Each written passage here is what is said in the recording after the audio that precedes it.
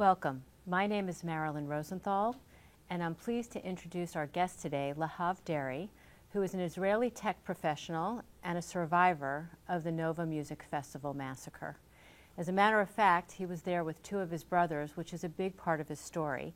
And so I want to jump right in and have a conversation with Lahav. Lahav, it's really a pleasure to have you here, and thank you for coming to tell your story.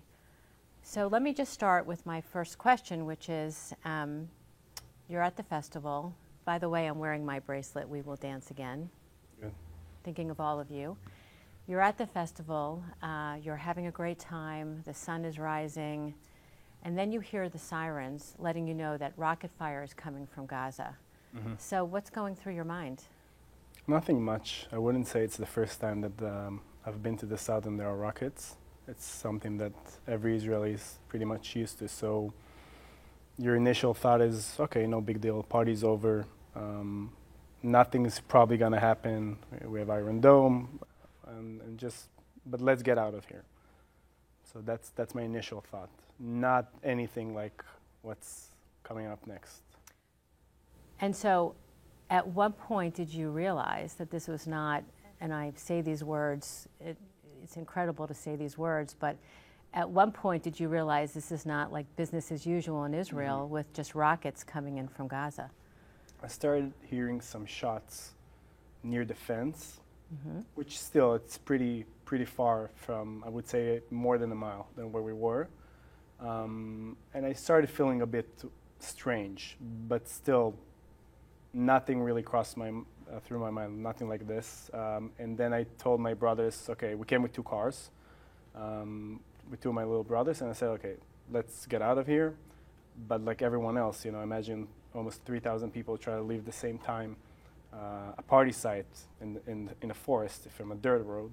So we were in this traffic jam, and at some point, I think I was maybe, because we were up all night dancing, and I was just leaning back and just shutting my eyes and taking a little nap, and a few seconds later I opened my eyes, and just everyone is running towards our directions, and there's like shots fired, and I see the police officers on top of the line shooting their last bullets or whatever they can do to protect those behind them, and we started running for our life.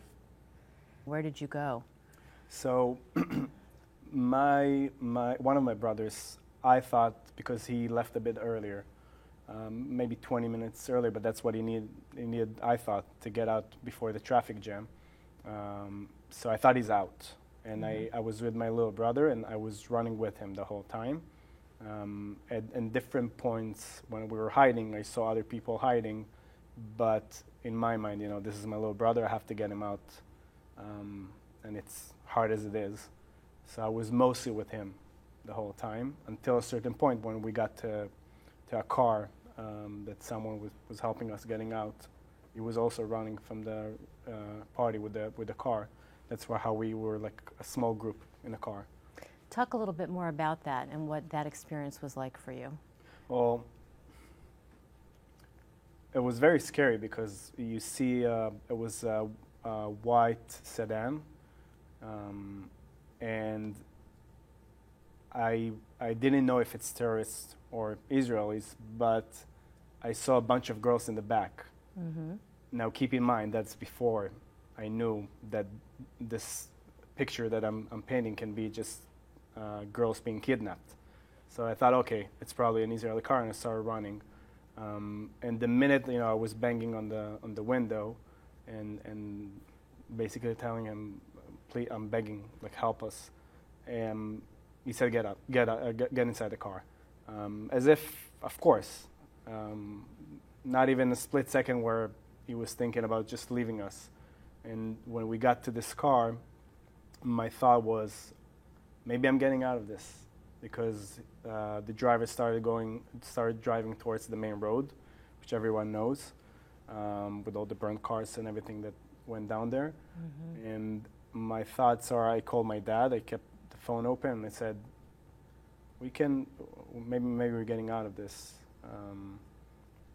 So yeah, that was my thought when meeting this car this morning. Now, at some point, my understanding is that there's a lot of obviously yelling and screaming and running going on, a lot of chaos, but at some point you heard a terrorist speaking in Arabic and a young woman screaming in Hebrew, "Where are you taking me?" Yeah. So at that moment, what was going through your mind? What was going through my mind? That there were worse things than dying in this place. That I could still kind of like picture how it would feel, me and my brother over there. I was thinking that I couldn't keep it cool, that I would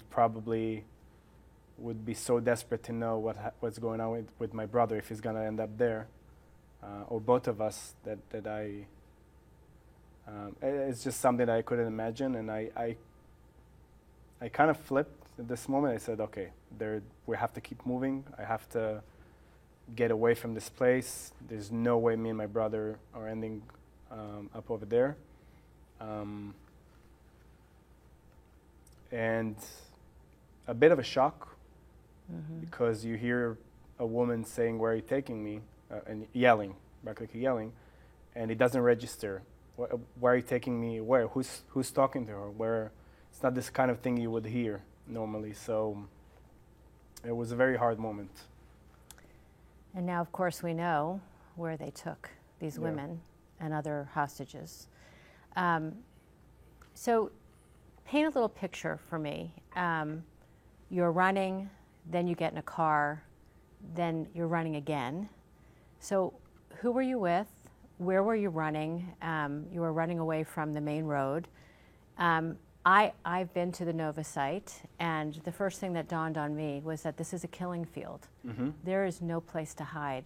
The trees are tiny. It's just kind of this vast field. So when you say you're running, I'm assuming you're trying to hide. Tell us about that. You just try to go with your instincts. Try to figure out where you don't hear shots, or where you feel like you can keep moving away from everything that's happening. But also there's a tremendous lack of certainty of where you're going, because you hear a lot of people running with you to the same direction, with the next to you in different fields, and you try to do the right thing in a way, kind of like taking different gambles, and hope you're gonna end up in a better place than you were. That's all you try to do. So you had a cell phone. Were you calling people? Did people know where you were? And what happened with your brothers? Because one of them was with you, but one of them wasn't. Yeah. So talk a little bit about all of that. Yeah. So I would say a lot of people didn't even know where I am. I mean, that's based on the text that I got. And my immediate reaction was to send a location. And I knew that if you're my friend and you have some kind of relationship to what's going on, you will understand where I am, and that you need to kind of like spread it around or talk and tell people. Yeah, it was a balance of trying to send locations and of where we were and asking people to help us, and a balance of saying goodbye. And like my father, like a lot of close friends, they just told me, keep your head low, you're gonna get out of this. Not that anyone knows, but what's gonna happen. But it's kind of like it's giving you a bit of a strength to keep moving. And your brother, who left in the other car? Yeah. So when he left, so the first time when I was thinking I need to talk to him, it was at this field that we were hiding. And when I called him and he told me he got shot, I didn't believe in it. Maybe I didn't want to believe. Or maybe I was denying it. But I was saying goodbye, because he sounded very weak. He sounded scared, basically hiding somewhere. And it's a moment without words, honestly. It's not, there's no way to describe how saying goodbye to your younger brother looks like. But he survived. He survived, yeah. He got Thank shot twice, but he's recovering, yeah. Thank God. So how many hours were you trying to get out of there? Um, I would say that our first contact, real contact with terrorists, was around between 8 and 9 a.m. And we were hiding and running until 2 p.m. probably. And at some point, we just got out. Yeah. So when you got home, did you just collapse, or was the adrenaline pumping? What did you do? Adrenaline was definitely pumping. Yeah. Couldn't go to bed.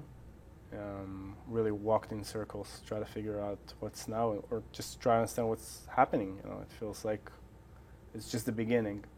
And I woke up after 2 or 3 hours of sleep, thinking that there's no other place I can be but my army unit, my reserves unit. That's where I went. I wasn't ready to go.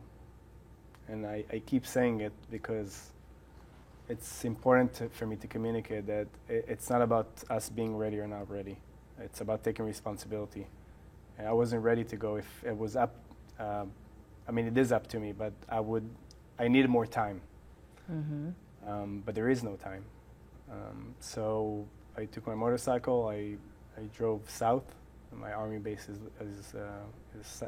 south of Tel Aviv, and geared up. Just took equipment, whatever I need, and they put teams together, and I joined one of the teams. And a few hours later, we went to Kfar Aza.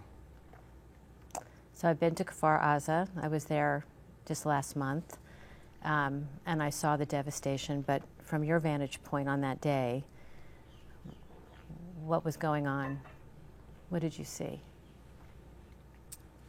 Not a place where people live anymore.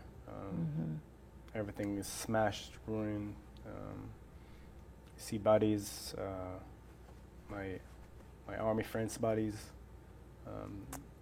bodies of dead terrorists. A lot of chaos. We already, at this point, we had a good grip on Kfar Aza. We still had things going on northern or west of Kfar Aza, but you still need to clear the houses and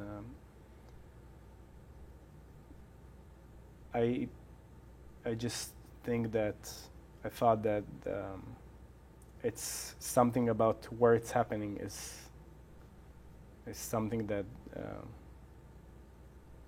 it's not no civilian should experience anything like that in their home. You know, I don't want to gloss over this, but I just want to say out loud that it's pretty incredible that you were running for your life with your brothers, seeing people being killed and kidnapped right in front of you. You go home, and then you go to your unit to save other people and other citizens who are under attack. And it's an incredible story. It's an incredible story about you as an individual, and it's an incredible story about the people of Israel. And I just don't want that to just be glossed over. So I can't imagine what you were going through. And thank God that you did what you did, because you saved people's lives. And here you're telling us your story. Talk a little bit about what you're doing to help other survivors tell their story and why you think that's so important.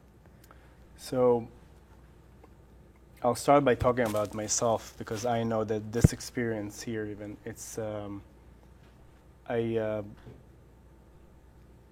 I'm keeping away from the cameras, and I have been for most of my life. I don't have social media, but it's, again, a certain sense of responsibility to tell your story so that people won't be able to deny it, because I know how to explain people or show people what happened, because it's my personal experience. No one can tell me it didn't happen. I have all the proof that I need in terms of my experience and videos and being there. It's not about being Jewish or being Israeli. For me, it's about being a big brother, an older brother for my 4 little brothers, and something that everyone can understand. When you can keep your little brother safe, it's something that you can relate to. And, or for example, losing a loved one. Doesn't matter who they are or who you are. It's a universal, it's a human experience. And that's what we're trying to do, what we're trying to aim. and also to show people that it's time to choose what, how do you want the world to look like. And there's always different narrative to how the world should look like. But by now it should be pretty clear that Israel is holding a narrative where freedom is valued, freedom of speech, freedom of movement. No one says that there is a country that is perfect in this world, but we're definitely in terms of those values, are much better than our enemies. And Exactly right. It needs to be said, and I don't feel like I have the privilege anymore to just see where it's going to head up, how it's going to play out, and not speak up my mind. And I've learned to appreciate tremendously our state of Israel and the thing that it gives us. I'm very glad to know that you are well and that both your brothers survived what happened at the music festival. And I think it's really critical that you tell your story all the time, and that others that survived the horrors of October 7th continue to tell their story, because the fact that there's so much denial out there is not surprising, but it's still incredibly unbelievable. And what you're doing for the State of Israel is critically important. So I want to thank you for being with us. And I want to thank all of you for being with us as well. And I want to end by saying, Am Yisrael Chai. Thank you. Thank you. Thank you.